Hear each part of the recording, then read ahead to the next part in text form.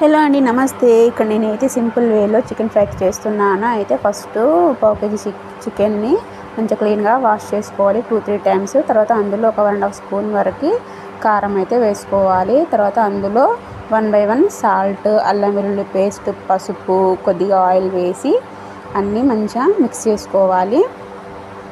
ఇలా మొత్తం మిక్స్ చేసుకొని ఒక 10 మినిట్స్ పక్కన పెట్టేసుకోవాలి.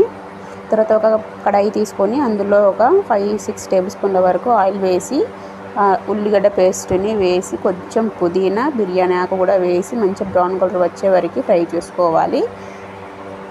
ఈ బ్రౌన్ కలర్ వచ్చిన తర్వాత మనము కలిపి పెట్టుకున్న చికెన్ని ఇందులో వేసి మంచిగా ఫ్రై చేసుకోవాలి.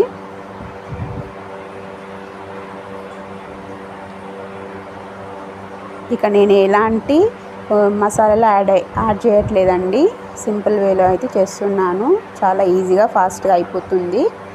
సో ఇలా ఒక 10-15 మినిట్స్ ఉడకనివ్వాలి. తర్వాత కొద్దిగా పైనుంచి కొత్తిమీర చల్లుకొని మరొక 5 మినిట్స్ ఉడికించుకొని దించేసుకుంటే ఎంతో టేస్టీగా ఉండే చికెన్ ఫ్రై రెడీ. మీరు కూడా ట్రై చేసి ఎలా ఉందో చెప్పండి. ఛానల్ని సబ్స్క్రైబ్ చేసుకోండి, లైక్ చేయండి, షేర్ చేయండి. Thank you.